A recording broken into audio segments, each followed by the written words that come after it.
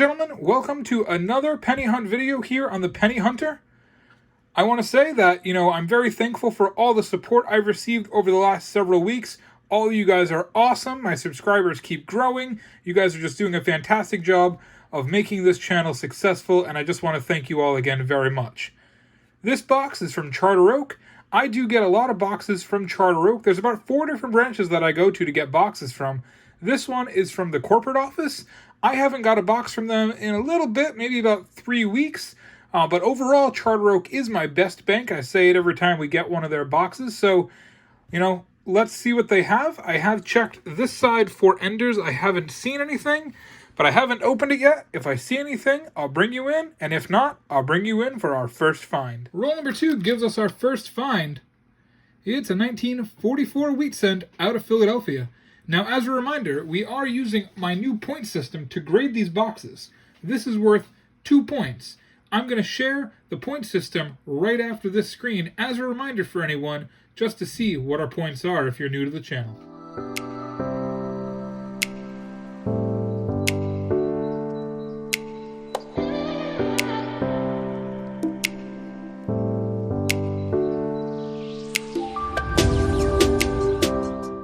Roll number 4 gives us a wheat cent. It's a dirty, dingy 1951D. That's worth 1 point. And while we're here, I wanted to tell you, another video that I had been thinking about was what I hunt and why. So what I wanted to do in this video, I'm just going to add it in a little bit as I go. I want to talk to you about the different coins I hunt and why I hunt them. So I'm going to time-lapse you on a couple of the hunts. I'm going to see what I can find, and if something pops up that I want to tell you about and why I look for it, I think I'm just going to cut that into the hunt this video. Wanted to bring you in and just tell you that one of the things I do set aside are 1960s copper pennies. I set aside both Philadelphia's and Denver's. I separate them by mint mark, and then I count them up, and it's one of the categories that I do track in the spreadsheet. So that's one of the things I just wanted to talk to you about really quick. Back to the hunt. Something else I look for under the scope are 1972 coins.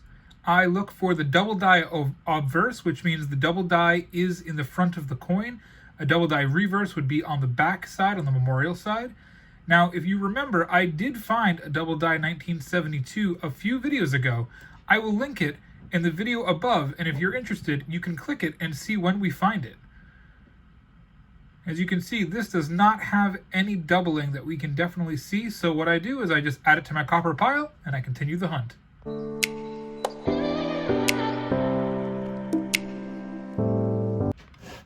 Something else I do look for is called 1984 double ear.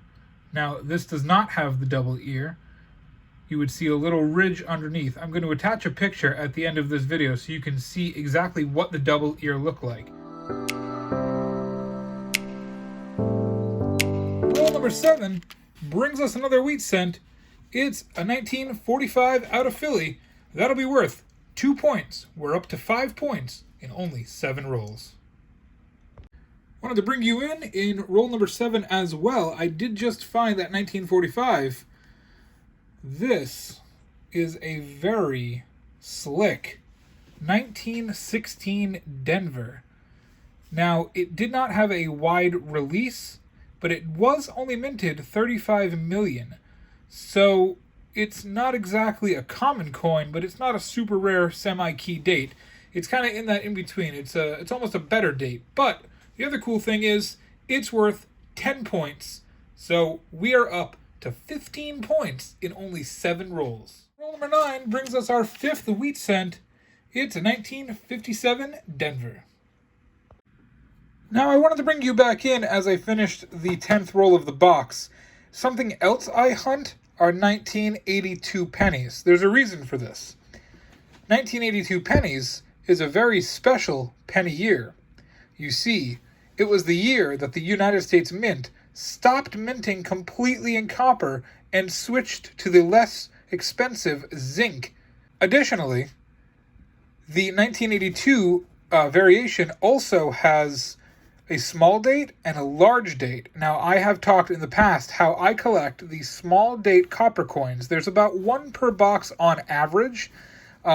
Sometimes I get 2 or 3, sometimes I don't get any, but I average about 1 a box. So there is 8 different varieties of the 1982 coin. So just keep an eye on that in your pocket change. I can definitely show you a couple of pictures after this video to show you all the different kinds of what the small date and the large date look like, in addition to Denver's and Philadelphia's. Philadelphia's do not have a mint mark, Denver's have a D underneath. The copper coins weigh 3.1 grams, and the zinc coins weigh 2.5 grams. So it's very interesting on how many different varieties just one year has.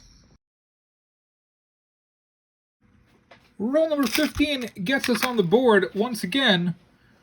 It's a 1949 Denver wheat cent. That's 2 more points. Surprisingly, we have not found a single Canadian in 15 rolls. That is a record that I'm sure I'm not ever going to break again, and through almost 50 boxes, I've never had it happen. Roll number 17 brings us our first Canadian. It's a 2008. Roll number 18 gives us wheat cent number 7. It's a 1951 out of Philadelphia. 1 more point added to the score. Roll number 19 gives us another Canadian. It's a 1972. That's worth 1 point. Roll number 24 gives us another wheat cent. This is number 9. It's a 1950 out of Philadelphia. 1 more point added to our score. We have our 9th wheat cent. It's a 1948 out of Philadelphia. 2 more points added to the score. Roll number 26 gets us a 1992 Canadian. 1 more point. Roll number 28 brings us another Canadian. It's a 1981. I did want to bring everyone in for this. Now, this isn't anything special. I'm just bringing it back to talk to people who are new to penny hunting or just coin collecting in general, or they want to just check their pocket change.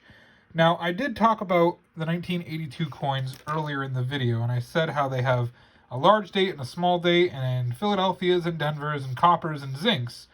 So something you want to look out for in your pocket change is this particular coin. This is a 1982 small date Denver. The reason you want to look for this coin is the small dates in Denver were not made of copper. So you can see that this is 2.5 grams. If you were to find one that was struck in copper, you could potentially pay for a brand new house. There have been only a handful ever discovered. They are incredibly rare, but do keep an eye out for them because they do exist.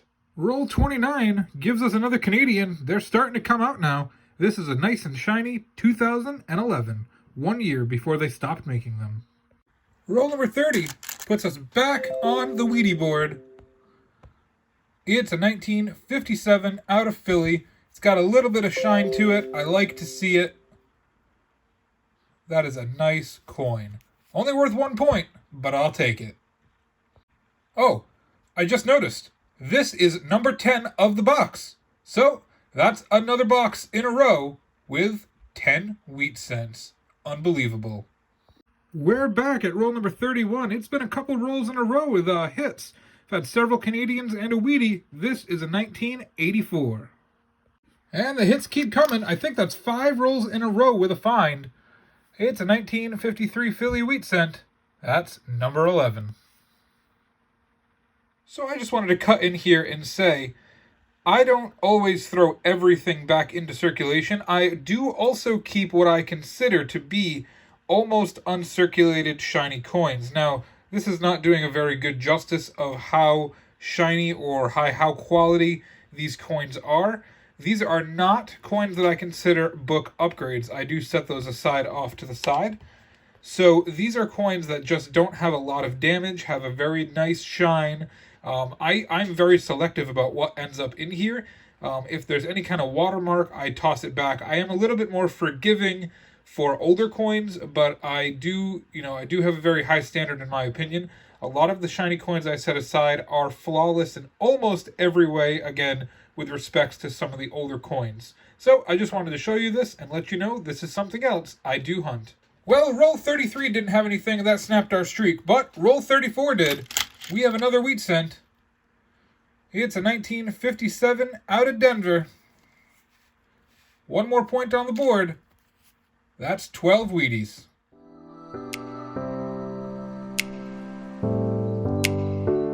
Wanted to bring you in that roll. We did find a 2009.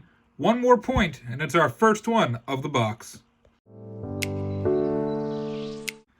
I almost missed it. It's another 2009. It's the presidential year coin. This is absolutely destroyed. I almost missed it, like I said, but you know, it counts as a 2009. I hate to see this coin in this type of condition, but I will set it aside.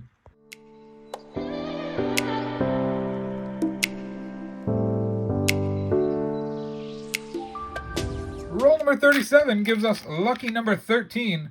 It's another wheat cent. It's another one from the 40s. It's a 44 Philadelphia. That's worth 2 points. Roll number 38, another Wheatie. It was face up in the roll. It's a 1958 Denver. Bringing you right back also in roll number 38, it's a very beat up 1944 wheat cent out of Philadelphia. That's worth another 2 points. Roll number 39, it's another Canadian, 1980. Roll number 40, another Canadian, it's a 2003. I wanted to bring you back in for this as I was sorting through some of the coins to clean up my area. I've already shown you this on screen, and I said it looked shiny, but when I went to put it away, I noticed it had quite a shine on it. It wasn't just normally shiny, it was extra shiny. And I don't know if it was cleaned or polished, I can't tell. But I think that this is a proof. Look at the ridge on this. Look at how thick it is. I believe that this is a 1957 Philadelphia proof wheat cent. I've never found one before. Proofs were struck at the Philadelphia Mint prior to 1964, so it is definitely a possibility. It doesn't look polished. You don't see any kind of gunk around the fine details. I mean, you might see a little bit around that B right there, but other than that, you don't see any around the date. You don't see any in God We Trust. So I don't think this was cleaned and polished. I think this is a proof. Look at that nice, strong border. Yeah, look at this. Absolutely unbelievable. Roll number 41 gives us our first S Mint strike of the box. It's a 1971. 1 point. Roll number 43 gives us another 2009. This one's actually a 2009 out of Denver. I don't find a whole lot of those, so that's cool to find. Well, this is going in a flip. Roll number 44 gives us an absolutely stunning 1970S. This is unbelievable. Look at how absolutely shiny this is. Wow. So just like in my last video on Sunday where I used the point system, normally S Mint strikes are 1 point, but I'm going to make this a 2-point find for this extra shiny find. Roll number 45 gives us an old wheat cent. It's a 1935 out of Philadelphia. That's worth 3 points. Roll number 49 gives us another Canadian. It's been a while since we had a hit. Roll number 49 had 2 more Canadians in it. It's a 2007 and another shiny 2007. Wow, 3 Canadians in 1 roll. Well, here it is. I hope you enjoyed this hunt as much as I did. This was a pretty great hunt today. A semi-key better date 1916D, a proof 1957P wheat cent, a blazing 1970S, and we did find a 1982 small date copper. I averaged 1 a box, so that was good to see. Overall, double-digit wheat cents, including the 1935 Philly, double-digit Canadians, even though I didn't find my first one until roll number 17. I also did get some black beauties, which I haven't found in a few boxes. Thank you so much for watching. I appreciate all the support. Tomorrow we will be back with another penny hunt video. Please subscribe now if you haven't done so already and support the channel. Have a great day and happy hunting.